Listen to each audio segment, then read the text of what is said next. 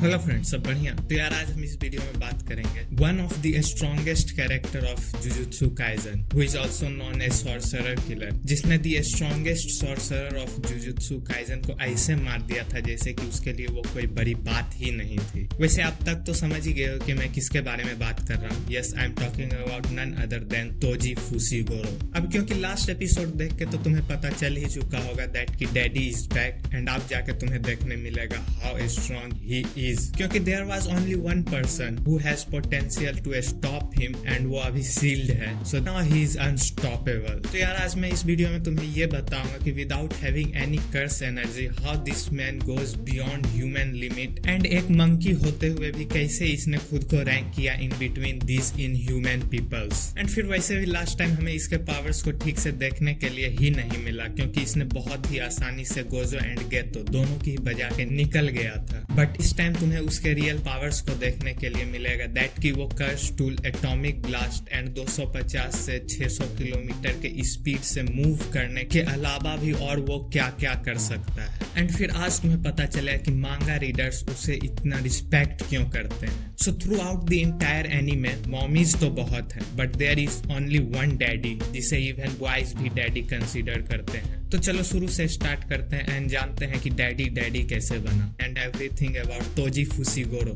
क्योंकि यार बिलीव करो मुझ पे, मैं तुमसे ज्यादा एक्साइटेड हूँ इस वीडियो के लिए। सो चलो शुरू करते हैं, let's talk. So on December 31st, Toji was born.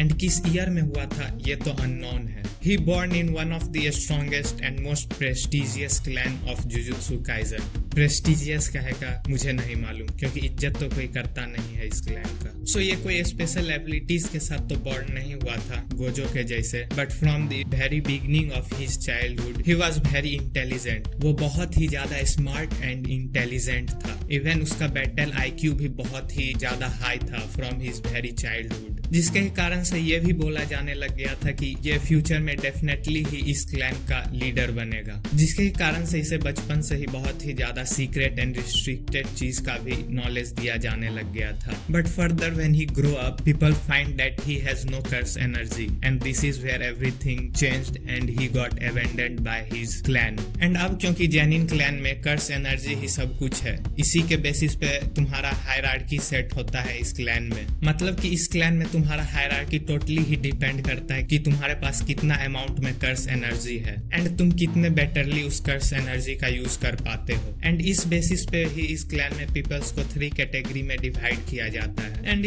इसी के कारण ये उचिहा क्लैन के बाद सबसे ज्यादा फक्ड अप क्लैन है, इसीलिए तुम मर गए सबके सब पे।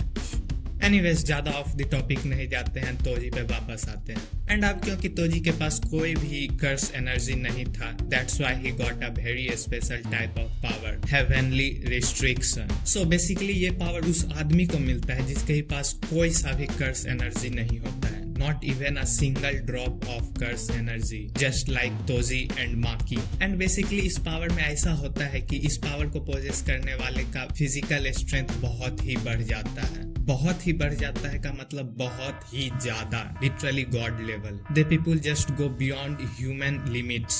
अगर इस पावर को सिंपल में समझाऊं तो जुजुत्सु काइजन में 2 टाइप का पावर्स होता है हर आदमी के अंदर, कर्स एनर्जी एंड हेवनली रिस्ट्रिक्शंस। तो जितना ही ज्यादा तुम्हारे अंदर में कर्स एनर्जी होगा उतना ही कम तुम्हारे पास हेवनली रिस्ट्रिक्शन होगा, मतलब तुम उतना ही फिजिकली वीक होगे। सो जस्ट इन केस अगर तुम्हारे पास बहुत ही ज्यादा हाई अमाउंट में कर्स एनर्जी है तो तुम्हारा बॉडी इसके जैसा होगा। सो मतलब बेसिकली कर्स एनर्जी हेवनली रिस्ट्रिक्शंस को सप्रेस करता है। सो अब क्योंकि तोजी के पास बिल्कुल भी कर्स एनर्जी नहीं था तो उसका हेवनली रिस्ट्रिक्शन सप्रेस होने के जगह पे टोटली ही इरेडिकेट हो गया। एंड फिर उसी के कारण उसे ये सुपर ह्यूमन स्ट्रेंथ मिला, जिसके कारण उसका बॉडी बियॉन्ड ह्यूमन लिमिट्स चल गया था, इतना कि ये अपने अटैक से एटॉमिक ब्लास्ट तक जनरेट कर सकता था। एंड वो नियर टू साउंड के स्पीड से मूव कर सकता था, जिसके कारण even with the 6 eyes Gojo उसके मूवमेंट को इवन डिटेक्ट भी नहीं कर पा रहा था। एंड फिर जब इसके फैमिली को ये पता चला था कि इसके पास कोई सा भी कर्स एनर्जी नहीं है, तो इसके बाप ने इसे एक पिट में फेंक दिया था मरने के लिए, जिसमें कि सिर्फ और सिर्फ कर्स स्पिरिट्स ही थे। एंड उसमें से कुछ कर्स स्पिरिट तो इवन स्पेशल ग्रेड के भी थे, but instead of dying Toji ने सबको वाइप आउट कर दिया था। And throughout the entire battle उसे सिर्फ एक स्क्रैच मिला था। बस एक स्क्रैच।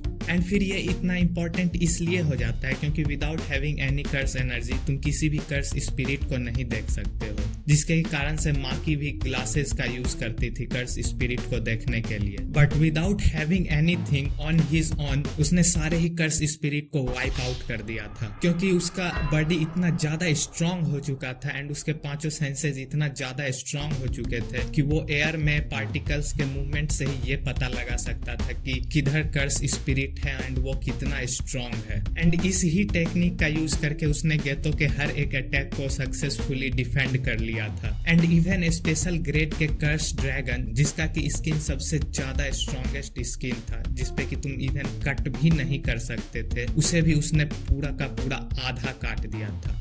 दी स्ट्रॉन्गेस्ट डुओ, जिसे जे के वर्ल्ड में सबकी फटती थी, जो कि 20 फिंगर सूखना की भी बजा के रख सकता है, उसे इसने सिर्फ अपने प्लानिंग के साथ बहुत ही आसानी से हरा दिया था, वो भी बैक टू बैक दोनों को। एंड फिर कोई सा भी कर्स एनर्जी नहीं होने के कारण उसके प्रेजेंस को फील कर पाना वाज लिटरली इम्पॉसिबल। एंड फिर इसी कारण से वो बड़े ही आराम से जुजुत्सु हाई के बैरियर में ऐसे ही घुस गया था। एंड फिर किसी को बिना पता चले वो गेतो एंड प्लाज्मा वेसल्स को मार के भी वापस आ गया था। एंड फिर विद द टाइम उसके बॉडी ने रेसिस्टेंस डेवलप कर लिया था अगेंस्ट कर्स, जिसके कारण से वो बड़े ही आराम से अपने अंदर कर्स स्पिरिट को कैरी कर पा रहा था, जिसमें कि उसने अपना सारा वेपन्स रखा हुआ था। एंड फिर उसी वेपन्स की हेल्प से उसने गोजो के इन्फिनिटी को ब्रेक कर दिया था एंड उसे आसानी से मार दिया था, जिस इन्फिनिटी को इवन 20 फिंगर सूखना भी ब्रेक नहीं कर पा रहा था।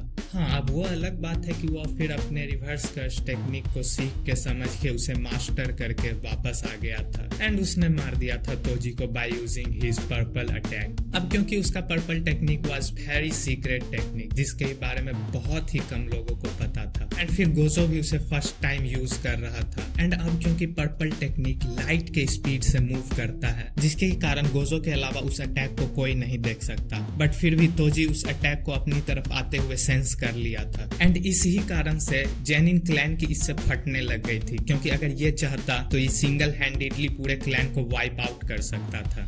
फिर अब जबकि उसे रिवाइव करा है आगामी ने अपने पोते के बॉडी के अंदर, ताकि उसका पोता तोजी के पावर्स को यूज करके फाइट कर सके। बेंचो, अगर काबुटो के बाद सबसे बड़ा कोई चूतिया है एनिमे में तो यही है। बेंचो, उसे लगा कि वो तोजी को कंट्रोल कर लेगी, ठीक किया तोजी ने मुक्का मार के। एनीवेज, अब क्योंकि तोजी का बॉडी इतना डिफरेंट एंड यूनिक है, जिसके कारण वो कर्स को रिस्ट्रिक्ट कर देता है अपनी बॉडी के अंदर, सो जिसके कारण आगामी के पोते का सोल खो गया उसके बॉडी में कहीं पे। And so now daddy is back.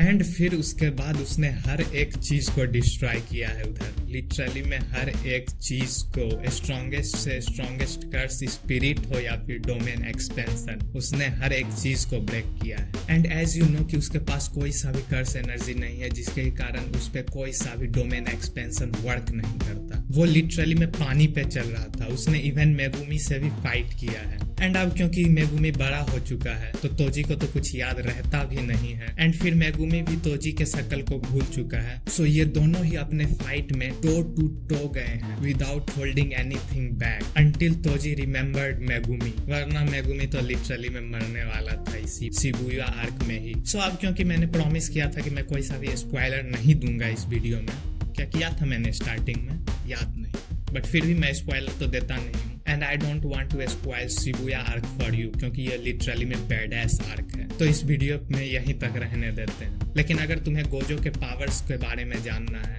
And ये जानना है कि उसका पावर्स कैसे वर्क करता है, तो तुम मेरे इस वीडियोस को देख सकते हो। और फिर मिलते हैं जल्द ही एक और नए वीडियो के साथ, तब तक के लिए Bye, have a great time.